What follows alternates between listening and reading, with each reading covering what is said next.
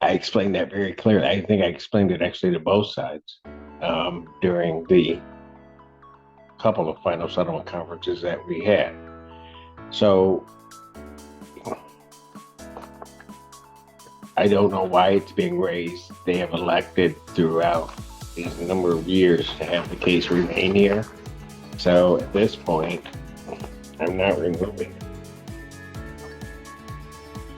What, do we have everybody from Pittsfield PD here? Does Pittsfield have anybody on the road? I mean, I'm just thinking. The fire department's here. Yeah, everybody's here. You guys take care. Thank you, Mr. Schiller. Thank you.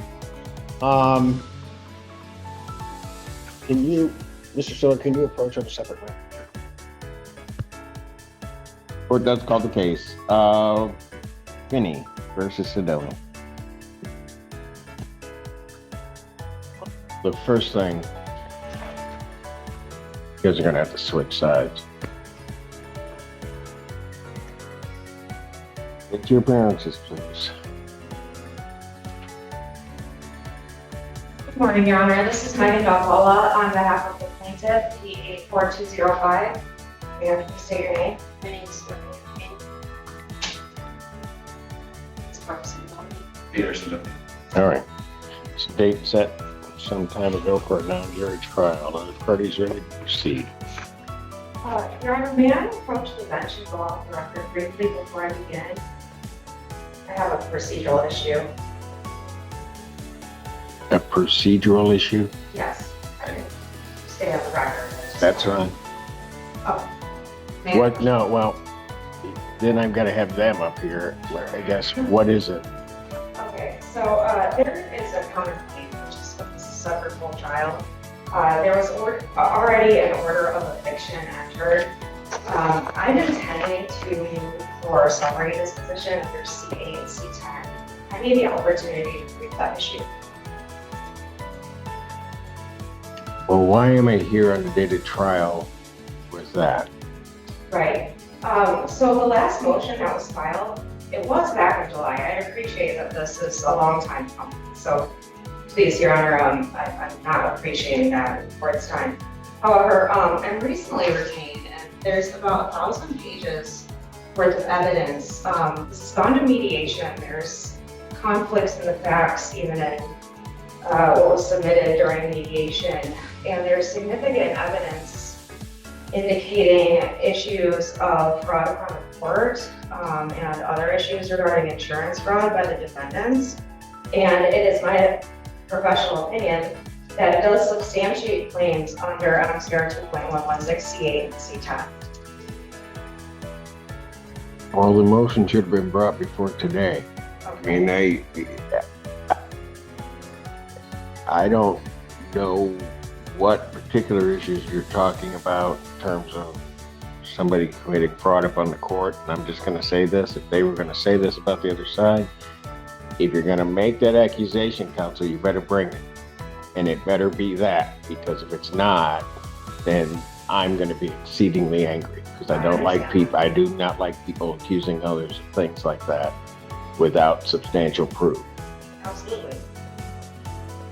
It is a substantial issue in this case. My client's rights have been significantly violated. It's By who? by former tenants. This started out as a non-payment of rent case. As I mentioned, there was an eviction action, there was an order of eviction. As you're aware, we're here on the bench trial for the counterclaim. I don't take a claim of fraud upon the court lightly. There is significant evidence to present that, and I don't want to disparage my client's rights by not attempting to have this dismissed under C8 and C10.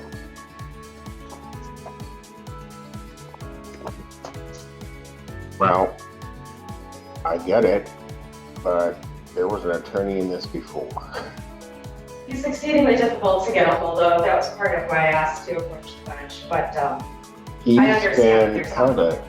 He was in court here Monday, so I don't know Okay. why he's not that difficult to get a hold of. Okay.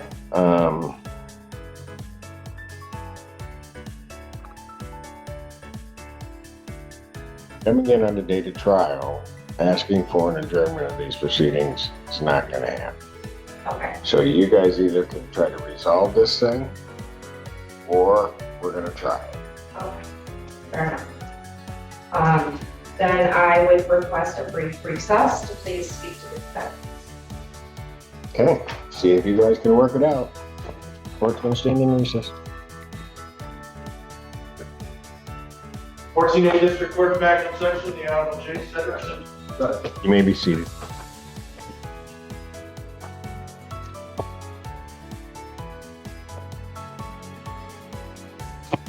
Back on the record, court does call the case Finny versus Sedoni. All the parties are present, and how did the conversation go? It wasn't entirely productive, Your Honor. So we have, back from 2021, consent order for conditional dismissal. There was an eviction order entered after that time against the defendants.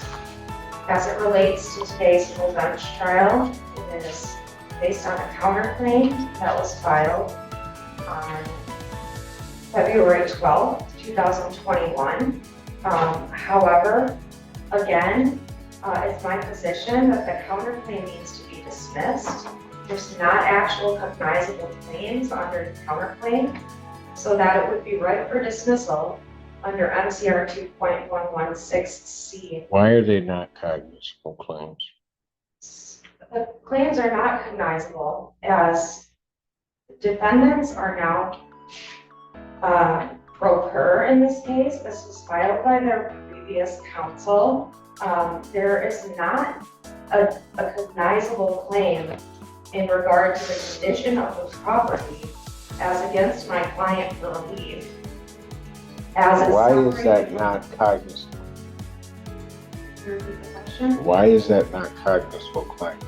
It's not a cognizable claim, Your Honor, because there is a conditional dismissal entered as it relates to the original complaint where the defendants were being sued for the non-payment of rent, where the counterclaim asserts a generalized claim without any sort of reference to a breach of habitability or constructive eviction. The way that it's written in this counterclaim, it's more pertinent to the affirmative defenses, given the case history here and the fact that there was an eviction order entered.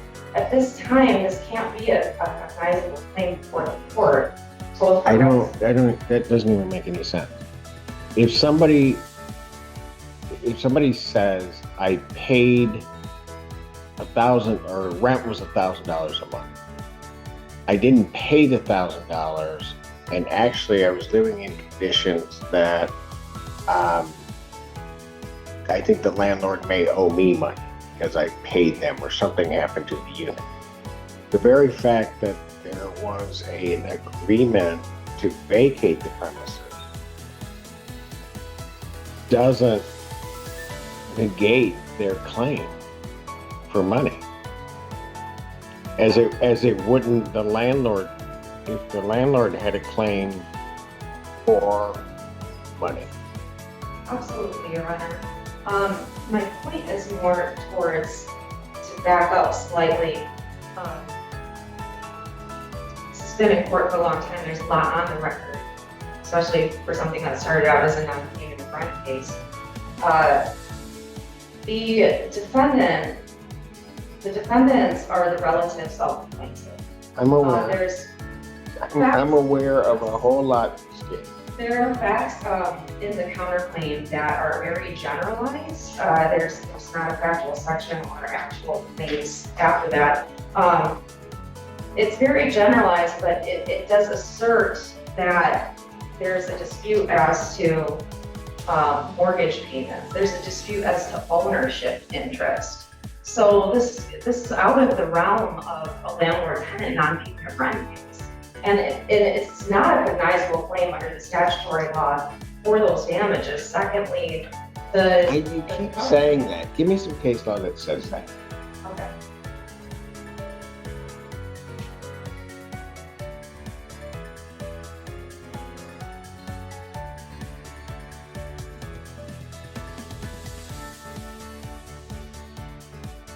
May I move on to a second point briefly and return to that, Your Honor?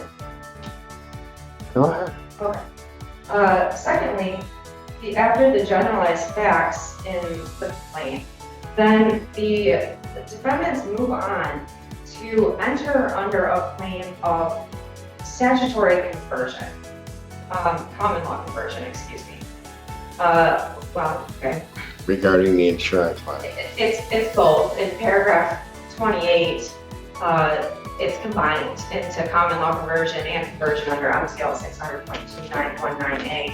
Now, again, of course, Your Honor, we're considering what the language actually is in the counter complaint, but it's to my point that these claims are entirely unrelated.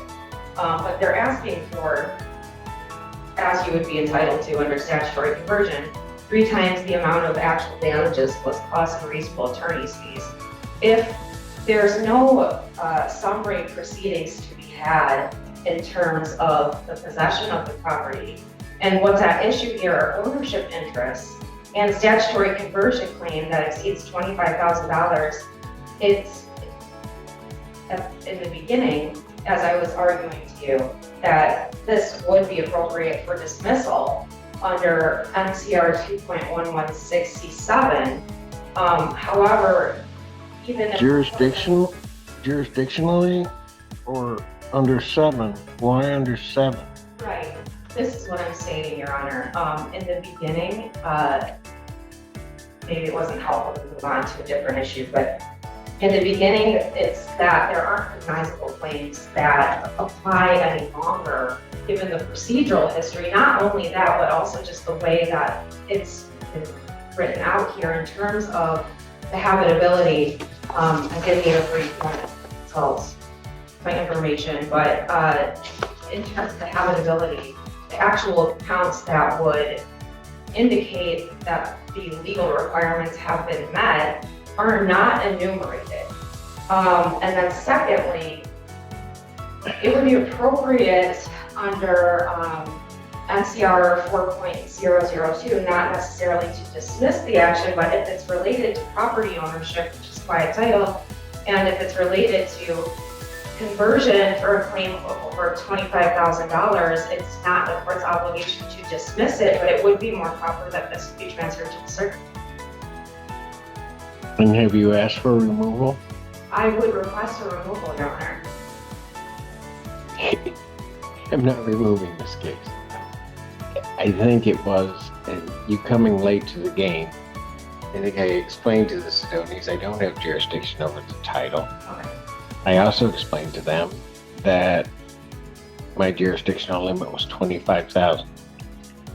I explained that very clearly. I think I explained it actually to both sides during the couple of final settlement conferences that we had. So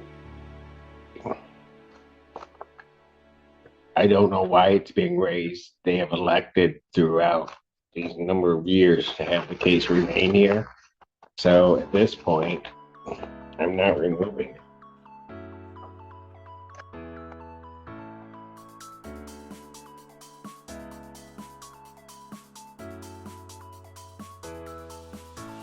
Anything else?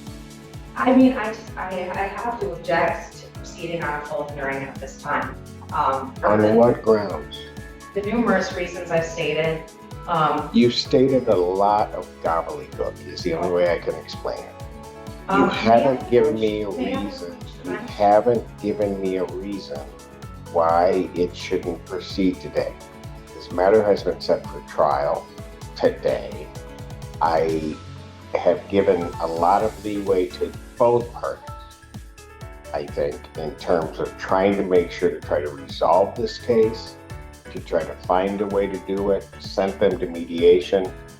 They went through basically a mediation with me regarding this case on a couple of occasions. And it's come down to the date of trial. And now you come in wanting further delay. And I'm not delaying this. It's not that at all, Your Honor. I just want to do right by my client. I was hoping I could approach the bench. I understand there's not another attorney and a party also not to be able to. But I would like to go off the record for a moment if it's acceptable to deal.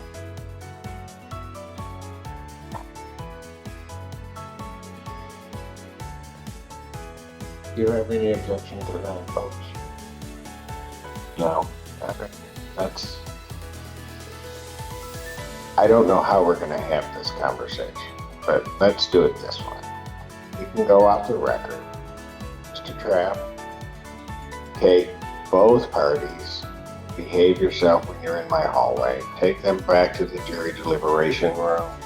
When you're seated in the deliberation room, I don't want either one of you saying anything to anybody until I get there. We clear? Ma'am, am I clear, Miss Finny? All right, take them back to my jury deliberation room. And the court will stand in recess. My understanding is the parties have had further discussions. Did anything come out of that, or still? Yeah, talk to her. Sure. When we came back in, she asked us to step out in the hallway, and when we stepped out in the hallway, she proceeded to tell us that pretty much if we don't take the $5,200 in escrow and walk away today, that she's gonna file a lawsuit against us in a different court, that you won't be our judge, and we will. So, no money matters. She didn't want to talk about the money matters again, so she said escrow only. So I just leave it in your hands, Your Honor. I don't know what to do anymore. Completely misconstruing what I said. We shouldn't even be talking about settlement matters, but I made a valid settlement. Counselor, if you don't want to talk about it, don't talk. Yeah, It's not going to make a difference. right.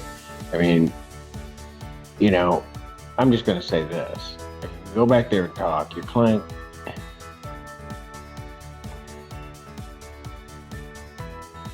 I'm going to let you put the testimony on, but there are certain representations that she's made to this court that you may or may not be aware of, because you got caught with one. I'm not saying caught in the sense of whatever, of a statement that she made, which is absolutely contrary to what she said before.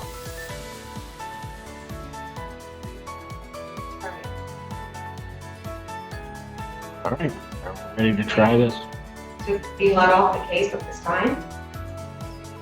You're looking to withdraw?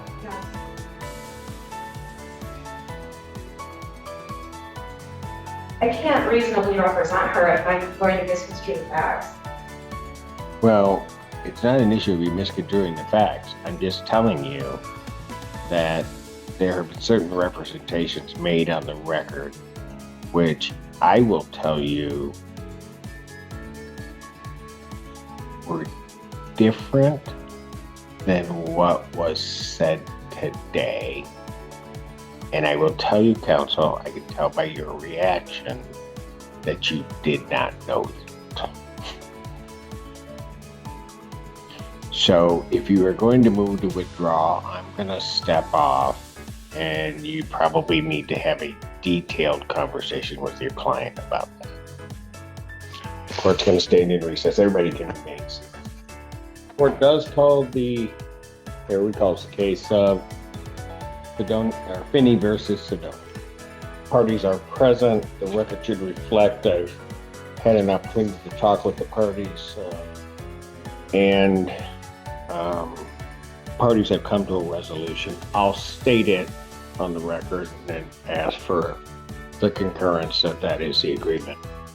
Parties have agreed to a full and final settlement of all claims that could have been raised in this case or have been raised in the amount of $10,000. That will be in favor of the Sedonis. That $10,000, the amount of $5,263.17 will be released to the defendants from court escrow. The remaining amount of $4,736.83 will be paid by Ms. Finny to the Sedonis in monthly payments over a 2-year period. And counsel, that amount, what was the amount per month that you came up with? That was $197.33. All right, per month for 2 years. When did she wish to begin those payments? Next. April? Okay. Is there a particular date in April the April 30th, would that be acceptable to? All right, beginning April 30th, 2025, until that is paid in full. Should the defendant miss a payment, default on the payments, an additional amount of $5,000 will be added to the $10,000 figure. The Sedonis would then be entitled to a judgment in that amount, less any payments, which is inclusive of the escrow that have been made. All right. Also, I am the oral motion of counsel to withdraw once the order has been prepared. I will grant that, so that after that, the order is signed, she will have no further obligation to this case unless she undertakes it in some other way. That's the court's full understanding of the agreement of the parties. I'll start with you, Ms. Finny. Is that your understanding? Do you have any questions whatsoever regarding that? And I will ask this because of what occurred. You are satisfied with the efforts of your attorney in representing you today in this matter? All right, great. To the Sedonis. Mrs. Sedoni, is that your understanding of the agreement? Do you have any questions regarding that agreement? And you are satisfied with that agreement? Mr. Sedoni, is that your understanding of the agreement? Do you have any questions regarding the agreement? And are you satisfied with the agreement? All right, very good. I will await the order, then I will sign it. I will thank all of you for working this out today. It has been a long haul, but I think it certainly has resolved in the best interest for all of you. And I wish all of you the best.